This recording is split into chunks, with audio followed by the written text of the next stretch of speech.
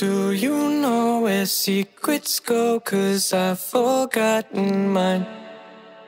They've slipped out of my control, and you know where they hide. Your love's a little heavy, you're touching me already, and it's working up my nerves. You should probably forget me, 'cause I'm terrified you'll get me when I'm at my worst. Hello everyone, welcome back to my channel again. হঠাৎ ভাবছো এত সুন্দর একটা ভিডিওর entry হলো, দেন sudden কি হলো আমি ভয়েস ওভার দিচ্ছি। আসলে এই ভিডিওটা গোটা 3 ঘন্টা ধরে আমি এডিট করি। টোটাল একটা 15 মিনিটসের ব্লগ ছিল, কিন্তু ভিডিওটা যখন আমি সেভ করতে যাই আমি দেখি আমার ফোনে স্টোরেজ নেই, তো এই ভিডিওটা তার জন্য সেভ হচ্ছিল না।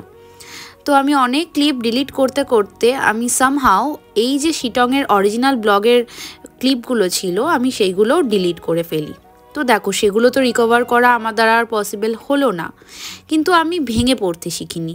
আর আমি তোমাদেরকে প্রমিস করেছিলাম যে আমি শিটংয়ের পার্ট 2 আনবই, তো তার জন্য আমি এই ব্লগটা অ্যাগেন বানাচ্ছি। আমার অফিস কলিগসদের কাছে কিছু কিছু ভিডিওর ক্লিপস ছিল, তো ওরা আমাকে অনেক কোঅপারেট করেছে, কারণ পাহাড়ের মধ্যে আমরা সবাই জানি একটা অন্যরকম সৌন্দর্য রয়েছে। আমরা চোখ দিয়ে যেই সৌন্দর্যটাকে উপভোগ করেছিলাম সেটাকেই স্মৃতিচারণ করার লক্ষ্যে অনেকেই ক্যামেরাবন্দি করেছিল কিছু কিছু মুহূর্ত, আর এই ক্লিপগুলো হলো সেইগুলোই। তো চলো তোমাদেরকে শেয়ার করি একটা ছোট্ট স্টোরি, আমাদের ঘুরতে যাওয়ার ঠিক কিছুদিন আগের ঘটনা। তো আমরা একদিন একসাথে পাহাড় যাব ঠিক করেছিলাম।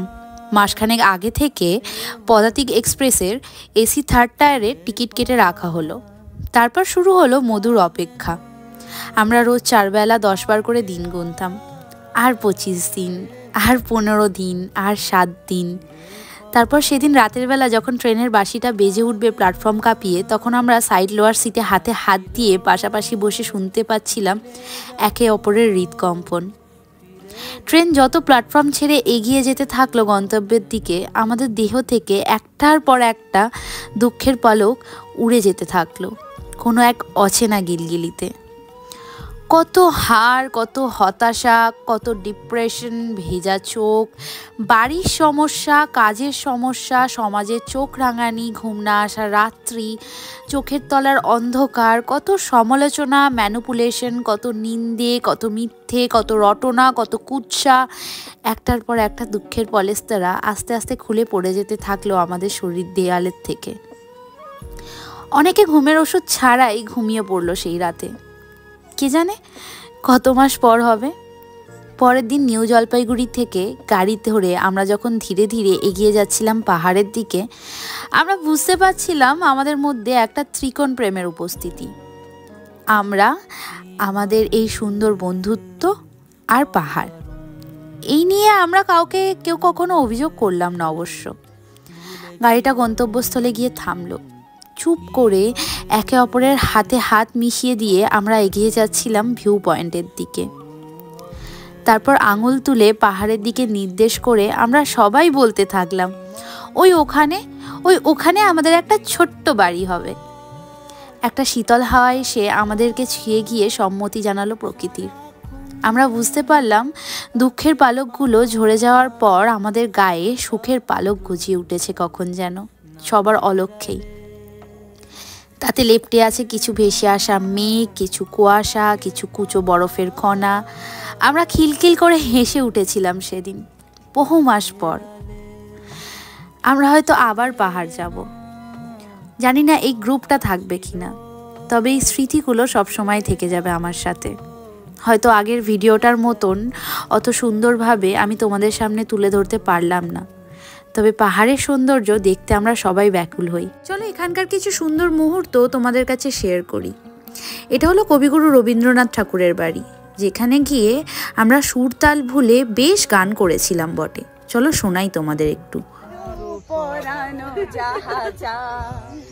তুমি তাই, তুমি তাই গো আমারও পরানো জাহাজা।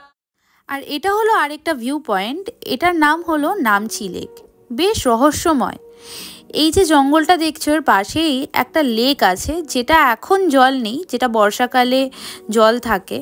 তবে এখানে নাকি বলে, মানে ওখানকার স্থানীয় লোকরা আমাদেরকে বলেছিল, অনেকেই নাকি খুব রহস্যময়ভাবে মারা যায়। সে যত ভালোই সাঁতার জানুক না কেন, ওই জলে যেই যায় সে নাকি বেঁচে ফেরে না।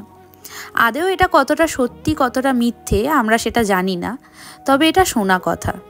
আর এইখানটায় আমাকে আমাদের স্যার বলছিল এই জঙ্গলটাতে নাকি অনেক ধরনের জীবজন্তু রয়েছে, যেরকম গোসাপ, সাপ, ইভেন নাকি লেপার্ডও। এটাও কতটা সত্যি আমরা কেউই জানি না। তারপর আমরা পৌঁছে গেছিলাম আমাদের শেষ ভিউ পয়েন্টে। আর এখানে গিয়ে আমরা ভীষণ পাগলামি করেছিলাম। আশা করি এটা দেখে তোমরা বুঝতে পারছো এটা কোন গানের হুক স্টেপ। আর এখানে আমাদের স্যার নিজের গলায় উনি গান করে শোনাচ্ছিলেন, ইভেন সাথে আমাদের HR ম্যামও। তারপরে আমরা ভাবলাম আমরাই বা বাদ যাবো কেন, তাই আমরাও তালে তাল মেলাতে থাকলাম। যাই হোক, ভিডিওটা মন দিয়ে পুরোটা দেখার জন্য অসংখ্য ধন্যবাদ। আর এই ভিডিওটা ভালো লেগে থাকলে please do like, comment, share and subscribe. দেখা হচ্ছে খুব শিগগিরই নেক্সট ভিডিওতে।